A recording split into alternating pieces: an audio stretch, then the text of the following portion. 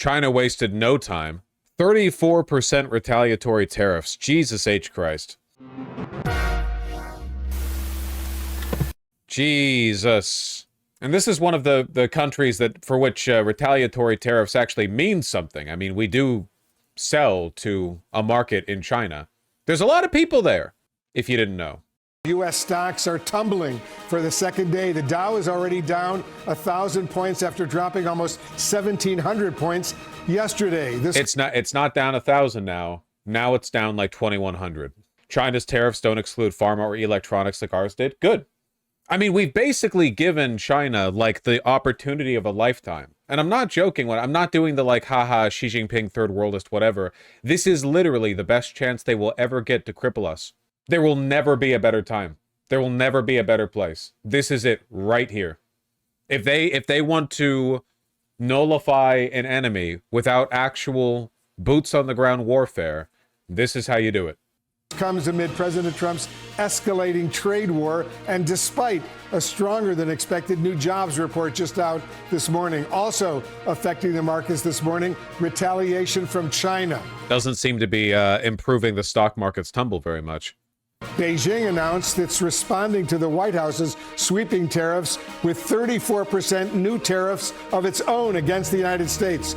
Let's go live right now to New York as CNN business and politics correspondent Vanessa Yurkevich, who's standing by. Vanessa, you're watching all of this. Break it down for us. First of all, start with the jobs report that came out this morning. Yeah, well, this jobs report, better than expected jobs report, may have softened the opening on Wall Street just a little bit. But look at stocks right now. Look at where markets are really tumbling this morning as investors are pricing in really the worst case scenario, a trade war escalation. They are looking for some sense that the administration is willing to negotiate with countries. That does not seem to be the case. Investors telling me that their trust has been just completely eroded as this trade war escalates. As S&P did stop tumbling for like a second and ticked up briefly before continuing to crash. Imagine being the guy who bought in on the news, like some lunatic MAGA investor who's like, yo, see, jobs report came out, everything's fine, this is the chance, everything bounces back up from here, we've bought the dip, let's buy the dip. We're buying it at the lowest point, and then 5 seconds later it continues to plunge. Classic. Mentioned, though, a bright spot, the jobs report, better than expected numbers in March. Hiring picked up 228,000. That's more than 100,000, or about 100,000 more than expected. And the unemployment rate ticking up to about 4.2%, just slightly from 4.1%. But really, as investors are telling me, this is ancient news at this point. This is looking backwards in March. Really, everything changed on April 2nd when President Trump announced these universal tariffs. And Wall Street was waiting for retaliation from major trading partners, and we heard from China just this. Actually, wasn't it Howard Lutnick who said, hey, other countries, please don't tariff us back. We're trying to do something here. Please don't. Please don't. Please. It was Bessent. I always get Lutnick and Bessent mixed up because every Trump administration official is like trying to be a YouTuber. They're all always bouncing around. They all have the same talking points. Yeah, they all look the same to me. Maybe I'm racist against white people. Sorry. This morning, a 34% tariff on all U.S. exports going into China. That's about $143 billion worth of goods every single year. Cool. Things like chemicals, computers, agriculture products, which I will note already have previous tariffs on them from 2018 during President Trump's first term, and also retaliatory tariffs that went into place in March. So an escalation on that front. You also see there that's going to impact transportation and oil and gas coming out of the United States. But worth noting, though, that we, the U.S., get a lot more from China than we send them. We get about $438 billion worth of goods every single year. Why didn't Biden remove any of Trump's old tariffs? Because Biden's also a coward, to be honest. Remember Biden's like 100% tariff on Chinese electric vehicles? Him. It's the same goddamn problem. Rather than address the, because Biden did that to protect Tesla and American-based car companies and their electric vehicles because they can't compete on a fair and open market with Chinese electric vehicles. It's bullshit. He did it to protect corporations, not workers. Year, and that now also, because of what President Trump put in place, has a 34% tariff on those goods. Economists agree, Wolf, that those prices, those increase in prices, will likely get passed down to us, the U.S. consumers. As we prepare to chat about what the markets are doing, Donald Trump is actually on social media calling out China and saying that they played it wrong, quote, and that they panicked in response to his tariffs. But, you know, all of this obviously evident in the global stock markets, which have tanked since that China announcement. To be fair, Chinese cars are subsidized super heavily to be that competitive. Okay, run that logic, but with American corn and American oil. Oh, not so funny now, huh? Funny guy? Take that logic, grab it, twist it, fondle it. Now you see the problem. And I think the message we just had from the President of the United States just goes to show there is a lot of ego involved, and you do question how far tit for tat goes. Looking at global markets, let's have a check in. Dow Jones is down, I think it was 1,100 points so far today. It was down 1,600 yesterday. And we're seeing the steepest losses in stocks like Apple, Qualcomm, Tesla, Caterpillar, Nvidia. These are companies with big exposure to China. So you're starting to see some real pain for big American companies. And of course, that will impact portfolios for all sorts of investors and consumers, your average person in the United States. So we have the pain there. We're having steep losses in Europe as well. No retaliation from Europe yet. We're expecting. Replace tariffs with the Twin Towers. Not so funny, is it? Can I say something that might make me sound a little bit like a psychopath, but I hope some of you guys can relate to a little bit? Maybe if you traveled to a foreign country and seen something that before you'd only seen in photos. I was walking down the Brooklyn Bridge when I visited New York City, and I was looking at the Manhattan skyline, which is world famous for a very good reason. And I thought, damn, no wonder these guys were such bitches about 9/11. Like, it's in the abstract, I've always understood, but looking at this skyline, I'm like, wow, that would actually like really suck if I lived here, you know? And I understood that before, like in an abstract intellectual way, but in that moment, I really felt it. You know what I mean? You have to, you need to relate to me. You're having a moment now where you can pull apart for me, but I think you should come in closer. They hit the goddamn Twin Towers. Most people there thought the world was ending. They thought we were getting invaded. Yeah, I guess like it didn't really land with me. And then you're walking around the streets of Manhattan, and it's like, oh, every building is like the size of a planet, basically. It's like, oh, like if someone brought down the Rockefeller Center while I was walking next to it, I would probably assume that like Independence Day was happening. I don't know. Someone should do something about it. Someone's got to do something about 9/11, man. To see more retaliation from other nations next week once all of this has been processed. But, you know, we saw Xetra DAX down around 4% before it came on air, FTSE 100, similar sort of levels, and the CAC. And that follows on from steep losses in Asia. So really another day of absolutely steep losses across the board. And I think at times like these, when many are wondering what qualifies as a stock market crash, and are we getting anywhere close to that? It's always a good question to be asking like 2 months into a new presidency, by the way. People are like looking up the definition of a recession versus depression. Having this conversation with my team. When is it a plunge? When is it a tank? And when is it a crash? You'll be thrilled to know we're nowhere near a crash yet. We have been tiptoeing towards tank in some markets, for instance, the Xetra DAX and the FTSE MIB in Italy, which is down more than 5%. We're not at a crash yet.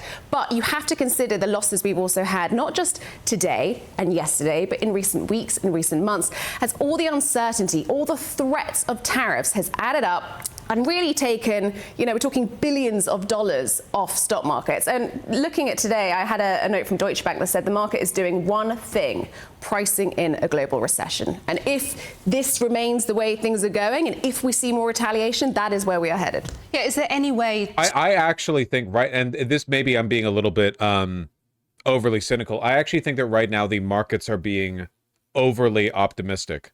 I think the markets, I think that people still think this is going to get pulled back. I think that people are still operating in the assumption that this is all fake. People have not priced in. The numbers we're looking at right now do not account for what are effectively going to be raises in the price of things by like 40 to 50% across the board. Not all things, but like a lot of things. They're still pricing in the chance that he backs down over the weekend, which I just don't think is going to happen. Just wait until Monday. Monday's going to be unimaginably red. Yeah, Monday's going to be... Whew! I mean, we'll see. To avoid that at this point, has the rot set in? Would there be anything that could reverse the markets in that direction at this point? Just keep in mind, and I am not by any means an expert on the economy. Okay, it's really more of a sociological dig over here. Also, haha, funny dick jokes. That being said, all of my negative estimations about this economy, the future of this economy, the direction we're taking, didn't account for how bad these tariffs would be. These global tariffs are worse than what I, or basically anyone, predicted. They're so much worse. Everyone after they were announced was like, oh, this is so much worse than we thought it was going to be. So whatever pessimism you accounted for in the past, like, it is significantly greater now. Negotiation and Is it too late the for US president negotiation? backing down at Okay. this stage. All right, Anna, thank you.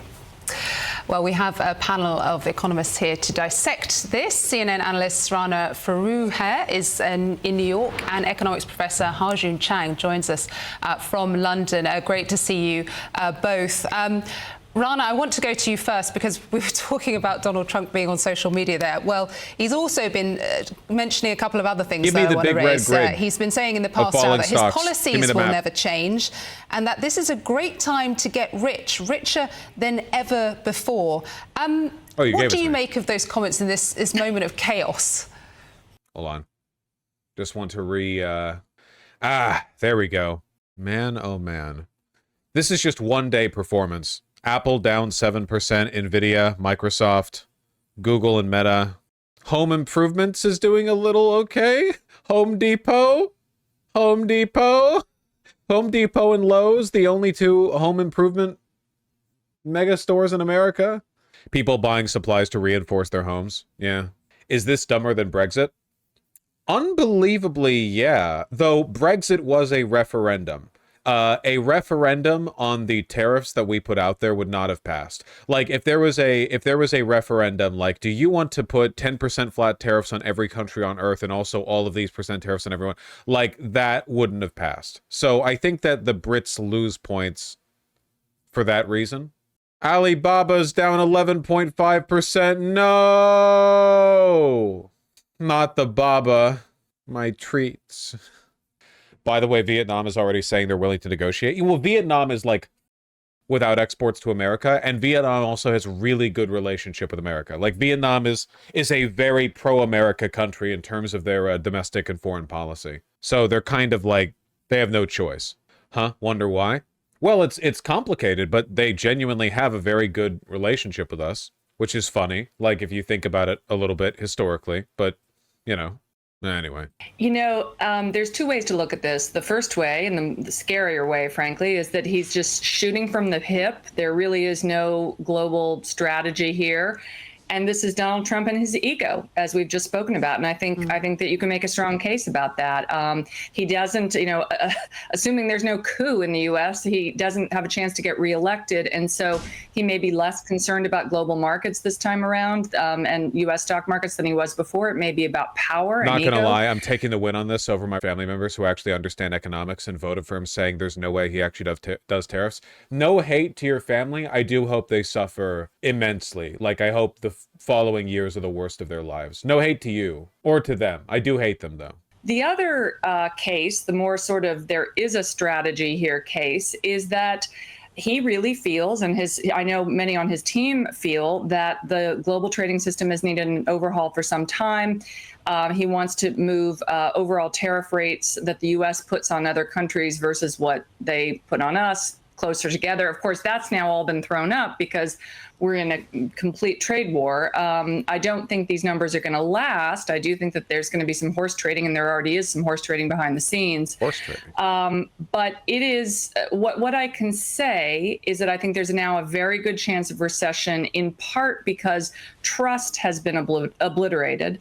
I also think we're in unprecedented territory. This is the biggest shift potentially to the global economic system that we've seen in half a century. Yeah, and on that point, Ha-Joon, that Rana was talking about, I mean, even if markets do recover a little bit, we do see these moves to negotiate. How irreparable is the damage that has been wreaked on economies globally at this stage? Yes, last few days I've been trying to figure out whether there's some method in madness. I concluded that the method is wishful thinking. Because that really is like the zeitgeist on Wall Street right now, is a bunch of people with 7-figure salaries desperately reading tea leaves or teaching themselves how to read tea leaves to try to figure out what the plan is in this, you know? They're all praying, give me a sign. What is going on is that Mr. Trump thinks if he puts a tariff wall, foreign companies will first of all come and invest. They are not really going to do that on any significant scale because the U.S. industrial base has been run down for the last 4 decades, and you cannot rebuild it in a few years. Moreover, if they actually come in a major way, there'll be no... Do they not know it's on purpose for capital consolidation? Listen, the thing you have to understand about my belief that they're deliberately trying to create a recession for capital consolidation is that, for one, it's an insane plan. And for two, they're also not doing it well. Like, we're not talking about an expert plan being executed by competent people. We're talking about a desperate, greedy plan being implemented by very stupid people who are surrounded by yes men, who have no holds on their behavior whatsoever. So the problem here is that there are so many people in this system who have been persuaded by the cult of meritocracy, the belief that if you are in a certain position of power, you deserve to be there. There are millions of people in this country, many of them very powerful, very wealthy, and very intelligent, who believe they are where they are because they're smart. And maybe that's true for them, but they think that's true for everyone. If Trump is a billionaire and the president, he must know what he's doing. Likewise with Elon. They cannot comprehend what is happening. It's an ideological failing. It goes beyond liberalism. It's just I guess you could say it's a component of liberalism. The belief that this system works. It's pulled the cloth over their eyes. Tariff, yeah? So that he cannot have his cake and eat it. As for American companies, they are not going to invest on any large scale because the American financial system in the last few decades have become really parasitic and has been working as a mechanism to suck out the profit from corporations. So in the last 25 years, 90 to 95% of corporate profits have been given to the shareholders in the form of excessively high dividends and stock buybacks. And American companies do not have money to invest. So unless he does something about the financial system as well, all this extra profit... I'm really sorry, buddy, but the only thing you could do about that element of our financial system, they won't let you do. They won't let you talk about it. I like this guy. He's kind of gotten to the core of it. He's like, well, if you take a look at the problems with our economy, it just seems like it's just a massive apparatus for siphoning wealth from people and corporations into the hands of the shareholders through excess dividends. It doesn't make any sense. These companies actually don't have... You ever wonder how companies like that have 50 million stores can go bankrupt because they've had like 2 bad years? Like, shouldn't they have a big treasury to sit on to weather out bad years? Nope. Every little bit of excess money the company has gets bled up into the shareholders, because those are the only people that matter. They siphon everything like leeches, you know. But unfortunately, this is just a kind of innate problem with capitalism.